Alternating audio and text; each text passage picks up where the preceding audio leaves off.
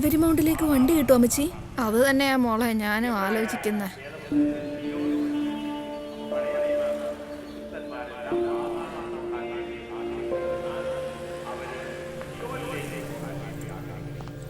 Hello, ആകെ ആകെ problem ആയല്ലോടാ.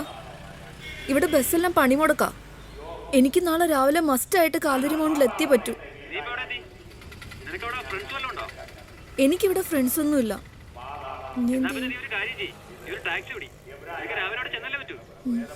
ശരി, ഞാൻ നോക്കട്ടെ.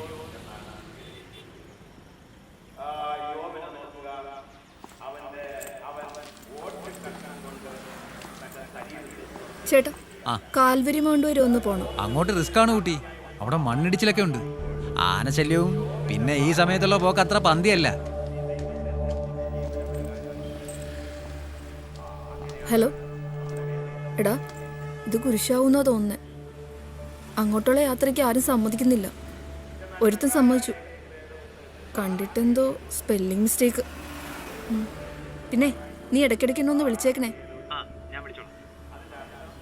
ശരിയെന്നാ.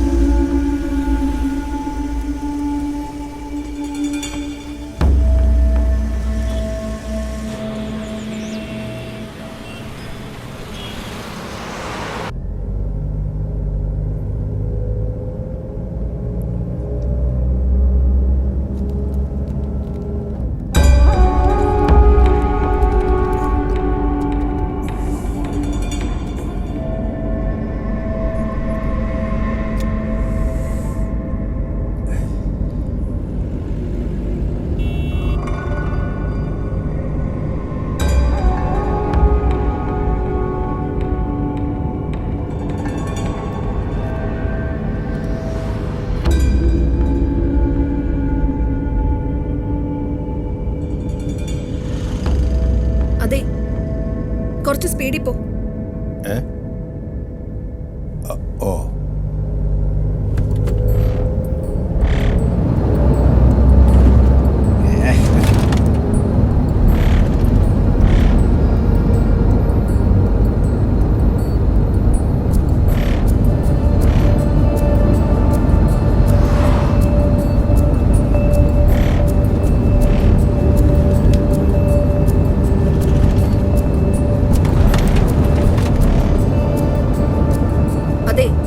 ഇത്രയും സ്പീഡ് വേണ്ട, മനസ്സിലായില്ലേ? ഇത്രയും സ്പീഡ് വേണ്ടാന്ന്.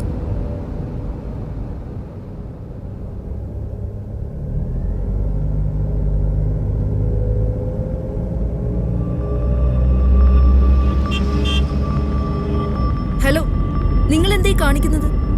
ഇങ്ങനെ പോയി എപ്പെത്താനാ? കുറച്ച് സ്പീഡിൽ പോ.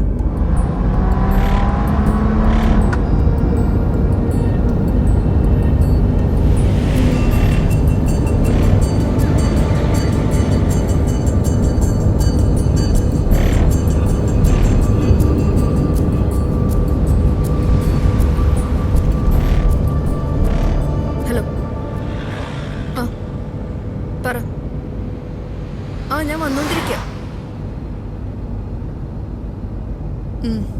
കുഴപ്പമില്ല, അവിടെയെല്ലാം ഓക്കെ അല്ലേ?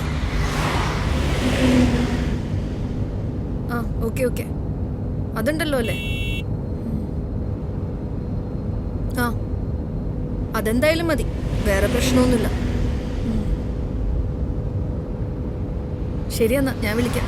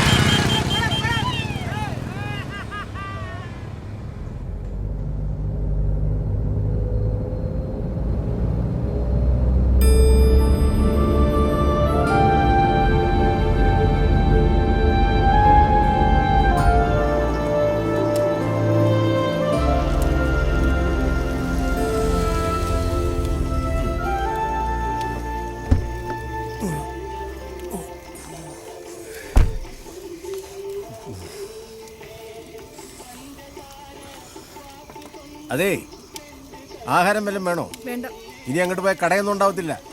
പാഴ്സലും വേണ്ടേ? വേണ്ടാന്ന്.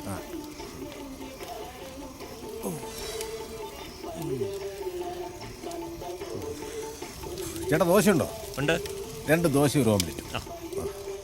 ക്ലൈമറ്റ്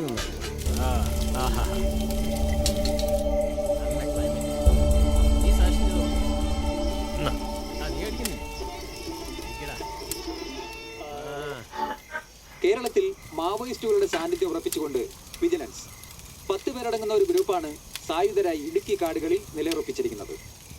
സംഘത്തെ നയിക്കുന്നത് ഒരു വനിതയാണെന്നാണ് റിപ്പോർട്ട്. ആദിവാസികളെയും ഗ്രാമീണരെയും സ്വാധീനിച്ചുകൊണ്ടാണ് അവരുടെ പ്രവർത്തനങ്ങൾ. വടക്കൻ സംസ്ഥാനങ്ങളിൽ നിന്നും കേരളത്തിലെ ഹൈറേഞ്ച് മേഖലകളിലേക്ക് അവർ നുഴഞ്ഞു കയറുന്നതായാണ് പോലീസിന് ലഭിച്ച വിവരം.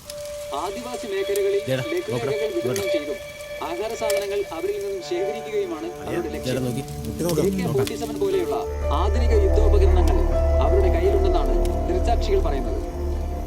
നമ്മൾ നേരത്തെ കണ്ട പാർട്ടിയാണ്. ാണ് ആഭ്യന്തര വകുപ്പിന്റെ നിർദ്ദേശം. നിങ്ങൾ അങ്ങോട്ടാ? ഇവിടെ അവിടെ വെച്ച് കണ്ടല്ലോ. ആ നിങ്ങൾ കൂടുതൽ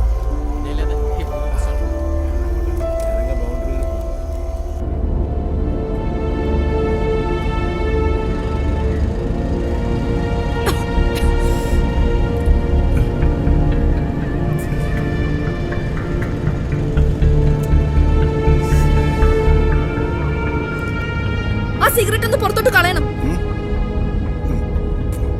ഒന്ന് പുറത്തോട്ട് കളയാൻ.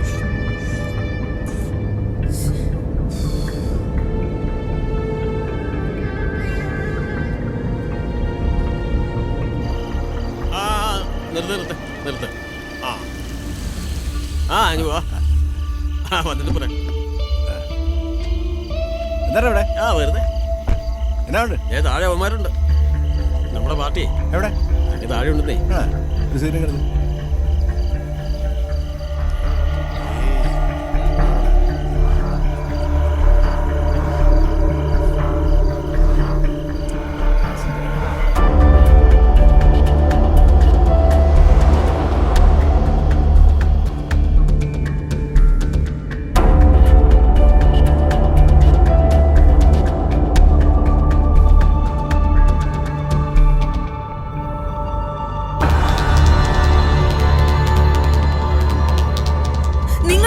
പോണത്? വണ്ടി നിർത്തൂ. നിങ്ങൾക്ക് എവിടെയാ എത്തേണ്ടത്? അവിടെ ഞാൻ എത്തിക്കും. വണ്ടി നിർത്താൻ.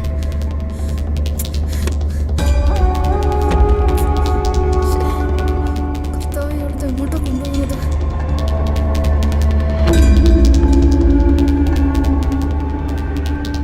ഹലോ കോമ്രേഡ്, ഞാൻ നാളെ രാവിലെ എത്തും. നമ്മളുടെ ഓപ്പറേഷൻസ് ആരും അറിയരുത്. പോലീസ് നമ്മളെ നിരീക്ഷിക്കുന്നുണ്ട്.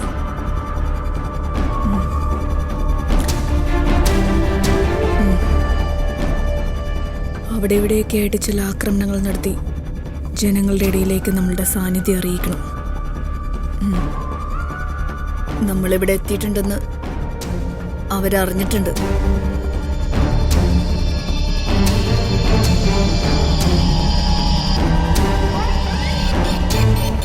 നമ്മളുടെ ഈ ഓപ്പറേഷൻസ് അവരറിഞ്ഞു കഴിഞ്ഞാൽ പിന്നെ നമ്മളെല്ലാവരും തടവിലാവും.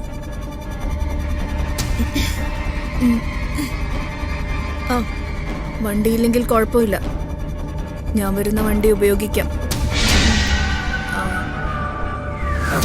നിങ്ങൾ അവിടെ തന്നെ കാത്തു നിൽക്കണം. ഞാൻ രാവിലെ തന്നെ അവിടെ എത്തും. വിജയം ആത്യന്തികമായി നമ്മളുടെ കയ്യിലാണ്, അതോർത്ത് പേടിക്കണ്ട. കെ വേണു, രാമചന്ദ്രൻ, ഇവർക്കൊന്നും കഴിയാത്തതും നമ്മൾ നേടിയെടുക്കണം. അജിതയുടെ രക്തം എന്നിലുണ്ടെന്ന് അവർക്കറിയാം. പിന്നെ സ്റ്റീഫനെ വിവരം അറിയിക്കണം. നമ്മുടെ സഖാക്കളെ എങ്ങനെയെങ്കിലും പുറത്തു കൊണ്ടുവരണം. അതിന് എന്തു വില കൊടുത്താലും, എത്ര റിസ്ക് എടുത്താലും, ഇനിയിപ്പോ ജീവൻ കൊടുത്താലും നമ്മളത് നേടിയെടുക്കും. കോമ്രേഡ്, ഇത് നമ്മുടെ ലക്ഷ്യമാണ്.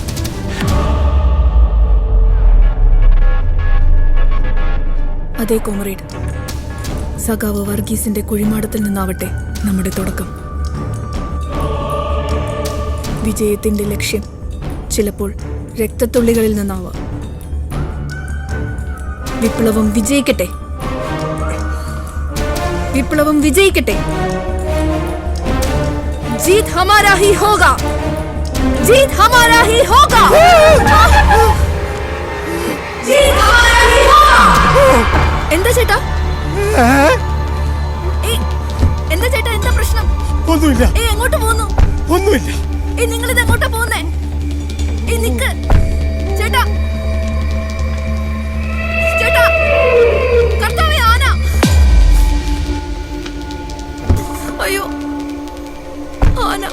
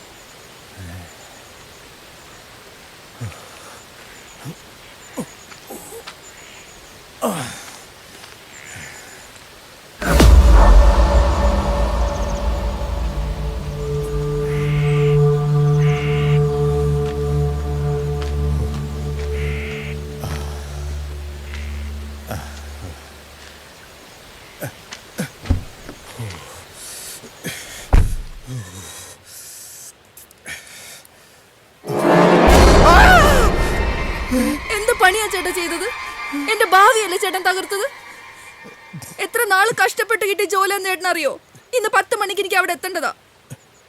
ചേട്ടാ പ്ലീസ് വണ്ടി എടുക്കേട്ടാ പ്ലീസ്. ഇന്ന് 10 മണിക്ക് എനിക്ക് അവിടെ എത്തേണ്ടതാ പ്ലീസ്, പ്ലീസ്. അപ്പോ കുട്ടി മാവോയിസ്റ്റ് അല്ലേ? മാവോയിസ്റ്റ്?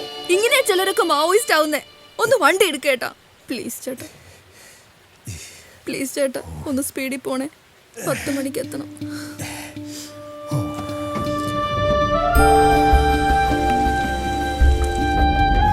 ചേട്ടൻ വഴി തിരിച്ചു വിട്ടോണ്ടല്ലേ ഞാൻ അങ്ങനെയൊക്കെ പറഞ്ഞത്. അയ്യോ, ഞാൻ വണ്ടി വഴി തിരിച്ചു വിട്ടൊന്നുമല്ല. എൻ്റെ ഒരു കൂട്ടുകാരൻ ജീപ്പുകാരൻ, അവനോട് പറഞ്ഞ് അപ്പുറത്ത് പോലീസ് ചെക്കിങ് കൊണ്ടത്. എൻ്റെ പേപ്പറൊന്നും ഇല്ലെന്നേ. കാരണം എന്താ വെച്ചാല് ഇവന്മാരങ്ങ് പിടിച്ചു കഴിഞ്ഞാൽ എൻ്റെ കുടുംബം പട്ടിണിയിലാവും. അതുകൊണ്ട് വഴി തിരിച്ചു വിട്ടതാ.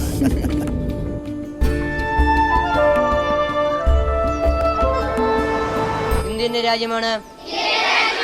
എല്ലാ ഇന്ത്യക്കാരും എൻ്റെ സഹോദരി സഹോദരന്മാരാണ്. ഞാൻ എൻ്റെ രാജ്യത്തെ സ്നേഹിക്കുന്നു. സമ്പൂർണ്ണ വൈവിധ്യപൂർണമായ അതിൻ്റെ പാരമ്പര്യത്തിൽ